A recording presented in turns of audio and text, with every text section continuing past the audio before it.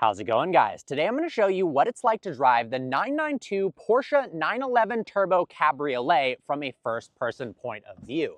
We're going to go over all the details of the exterior, interior, launch it from 0 to 60 miles an hour, and blast it through the canyons. In the rear of the Turbo Cab is a 3.8-liter twin-turbocharged flat six making 572 horsepower and 553 pound-feet of torque.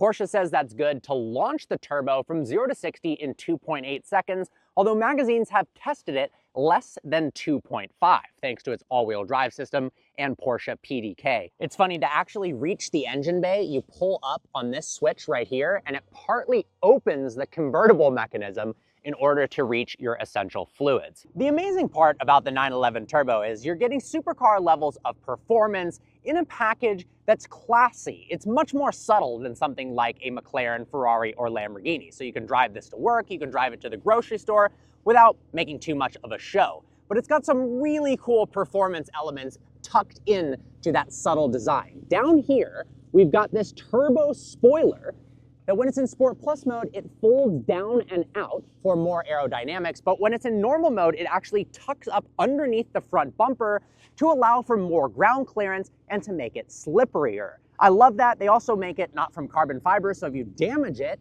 it's not as expensive to replace. Now, these elements right here actually are functional and push airflow out around the side of the vehicle to those massive vents to feed cool air into the engine bay. We've also got a retractable spoiler that raises up in Sport Plus mode as well, but there's also some additional hidden aero and cooling elements right in here.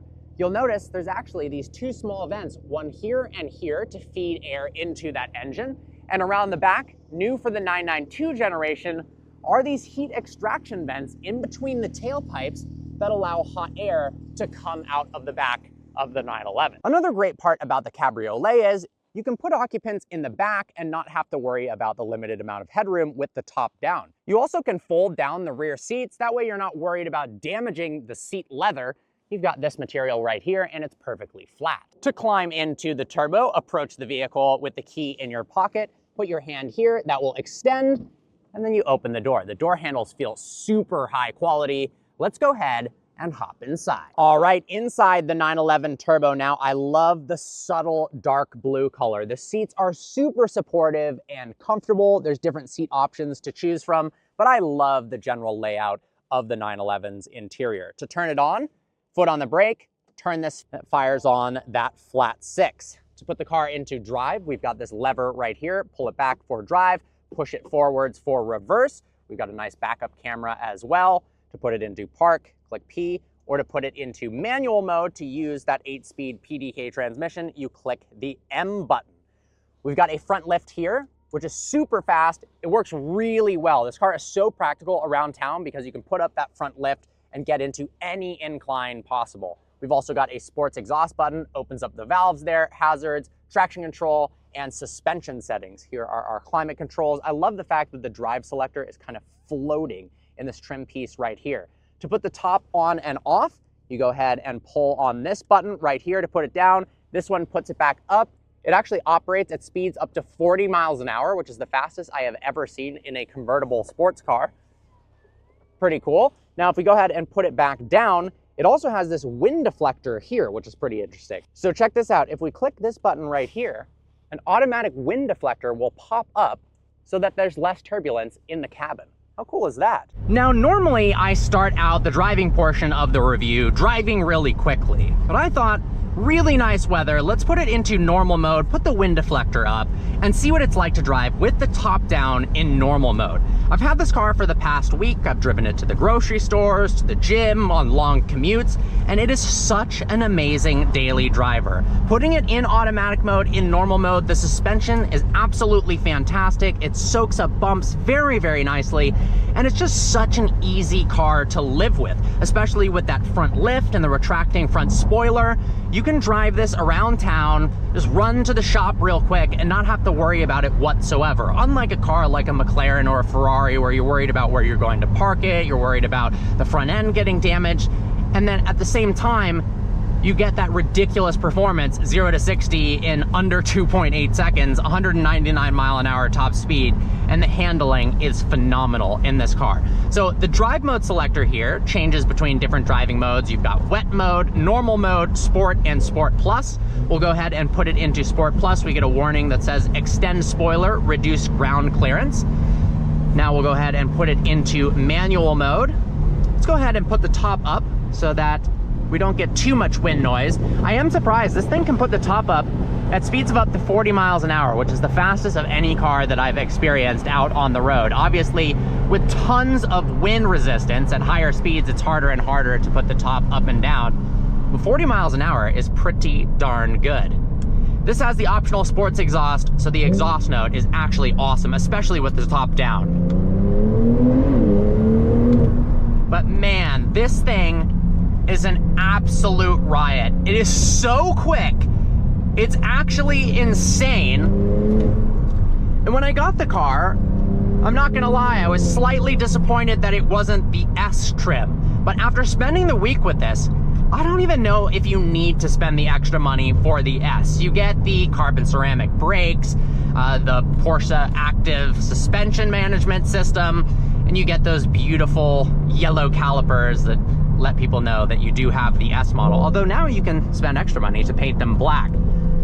But I think even the standard turbo, the performance is absolutely outrageous. Especially for an all-wheel drive car, you've got a good amount of communication in the wheel. And because you have that all-wheel drive setup, the level of grip that you have is out of control. And with the sports exhaust, I know a lot of times people say the turbo sounds a little bit like a vacuum cleaner. This actually sounds good. You hear that flat 6. Ooh, some turbo blow-off noises there. And when you get it warm, you hear these pops and cracks that are so satisfying. And the gearbox is so quick. It's actually ridiculous. It's telepathic in its gear shifts. Launching the car is nice and simple. Foot on the brake. We're in Sport Plus mode. Let's take it out of manual. Floor the gas. And off we go.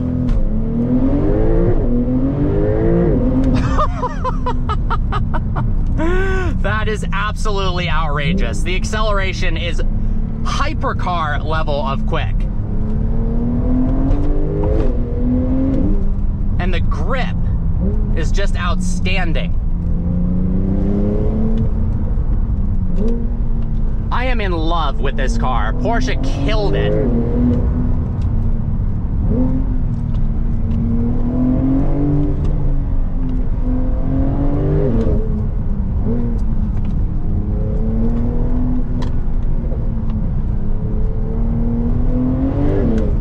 Cars are getting so big these days, and this still feels like a small, nimble sports car, and I love that. There was even rumors that potentially the next generation 911 is going to be even smaller than this, going backwards in terms of size, which I think is the coolest thing ever. Only Porsche would do that, and I am hugely thankful for that.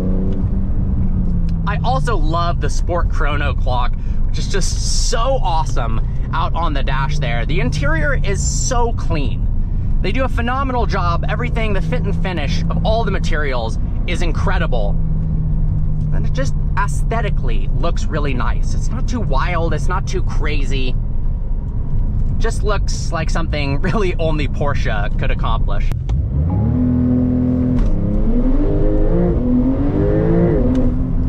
Wow. I mean, that is just ridiculous.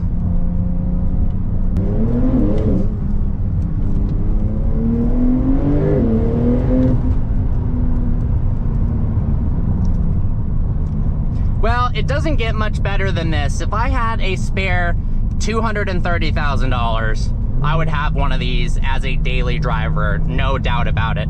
That's what I think is so awesome about this car, is that you could legitimately daily drive it. Not like if you've got, you know, a really tough back and you want to savage through it. No, I mean, you could actually daily drive this thing and be comfortable. If you're into music, you can get the upgraded Burmester speaker system. Even the standard Bose system is nice. You can get ambient lighting with a bunch of different color options to choose from. And And then in a pinch, obviously the rear seats aren't huge, but if you've got kids, you can put them there. And if you need to put adults in the back, recently I did go to a car show where somebody rolled up 4 deep in the back of a 911 Turbo to a car show with 4 adults, and it was pretty funny to see. Well guys, I hope you enjoyed today's video. Like always, please browse the channel and subscribe. I look forward to seeing you next video. I think the only way to end this is to do one last launch control. All right, here we go. I love how easy it is to launch too. And off we go.